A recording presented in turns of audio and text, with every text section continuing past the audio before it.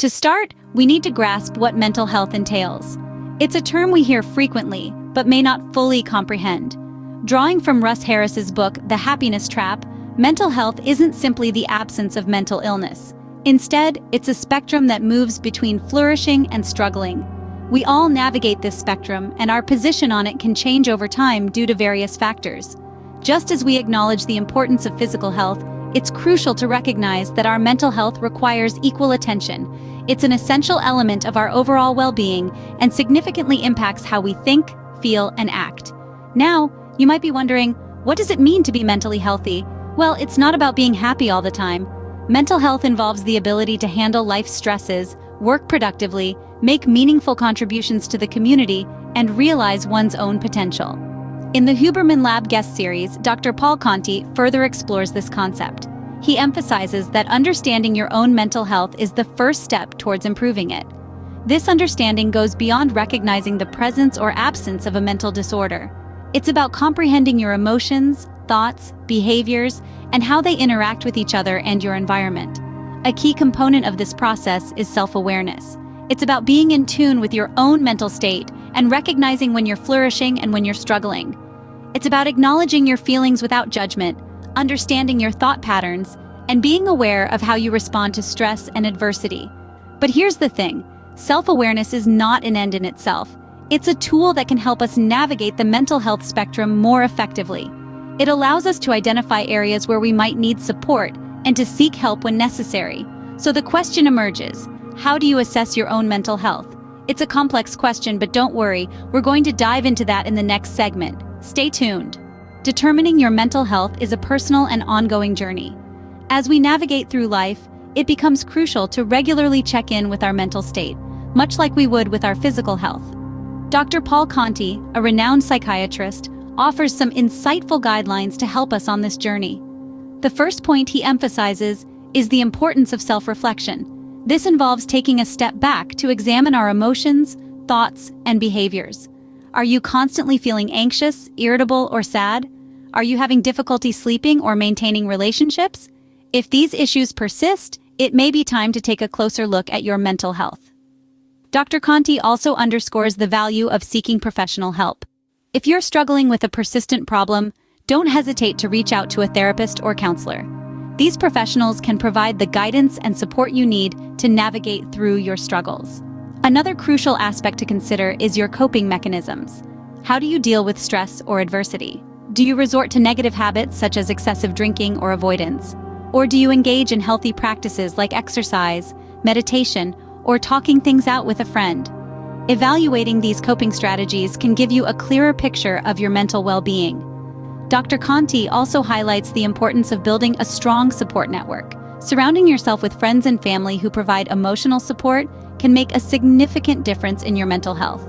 Isolation can often exacerbate mental health challenges, so it's essential to stay connected. Lastly, but certainly not least, maintaining physical health plays a significant role in our mental health. The mind and body are intrinsically linked, and factors like regular exercise, a balanced diet, and adequate sleep can greatly enhance your mental well-being. Remember, the goal isn't to label yourself, but to understand your unique mental health needs. It's about recognizing where you are on the mental health spectrum and taking the necessary steps towards improvement. Because at the end of the day, your mental health matters. Improving your mental health is a continuous process that requires dedication and the right resources. It's not a race or a competition, but a personal journey that evolves over time. So let's delve into some actionable steps that can guide you on this journey. Firstly, let's explore mindfulness and acceptance.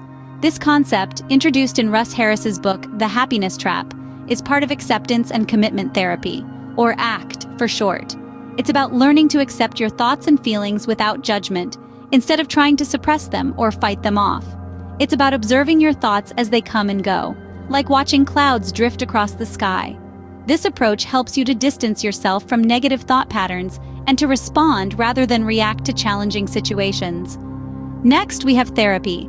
Now, therapy is not just for people who are struggling with severe mental health issues. It's a beneficial tool for anyone looking to gain more self-awareness, cope with life stresses, or simply improve their mental well-being. Online platforms like BetterHelp and Talkspace have made therapy more accessible than ever. They offer a variety of services from messaging and video sessions to group webinars and self-help resources. Let's move on to self-help resources. Along with therapy, books, podcasts, and online courses can provide valuable insights and strategies. They can be a great way to learn more about mental health and to gain new perspectives. The Happiness Trap by Russ Harris is a fantastic place to start. It offers practical exercises and strategies to overcome common traps that can hinder our mental well-being.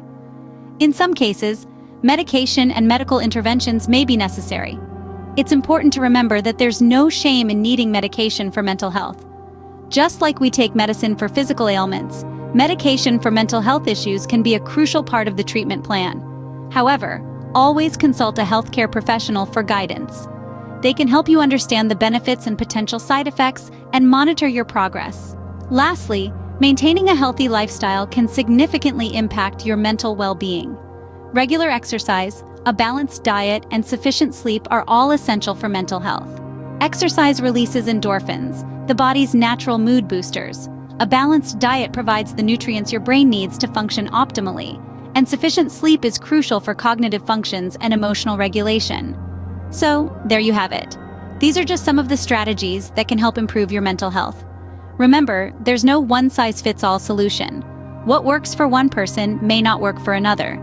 It's about finding the strategies that resonate with you and incorporating them into your life in a way that feels sustainable and beneficial. So, take some time, explore these options, and find what works best for you. In conclusion, understanding and assessing your mental health is the first step towards improving it. It's a journey that unfolds as we delve deeper into our mindscapes, illuminating our path towards well-being. Over the course of our discussion, we've journeyed through the landscape of mental health. We started by defining mental health, not as a static state devoid of illness, but as a dynamic spectrum where we all find ourselves somewhere between flourishing and struggling. We learned that understanding our place on this spectrum is the cornerstone to our mental well-being. We then explored the process of assessing our mental health. We discovered the importance of self-reflection, evaluating our emotions, thoughts, and behaviors, and the role of professional help in this journey. We understood that assessing our mental health isn't about labeling ourselves, but about understanding our personal needs and seeking the appropriate support. Next, we ventured into the realm of improving our mental health. We learned about the power of mindfulness and acceptance, the importance of therapy, and how self-help resources can aid us in our journey. We also recognized that maintaining our physical health and a balanced lifestyle significantly impacts our mental well-being. But perhaps the most important takeaway from our discussion is that improving mental health is a continuous process. It's not a destination where we arrive and set up camp, but a journey that we undertake every day. It's about being aware, being kind to ourselves, and understanding that it's okay not to be okay sometimes. In this journey, we are not alone. Books, podcasts, professionals, and communities are there to support us. We must remember that each person's path to mental health is unique, and what works for one may not work for another. Remember, taking care of your mental health is a dynamic journey that requires self-reflection, professional support, and a commitment to improvement. It's about discovering our own strengths, understanding our challenges, and taking steps every day to improve our well-being.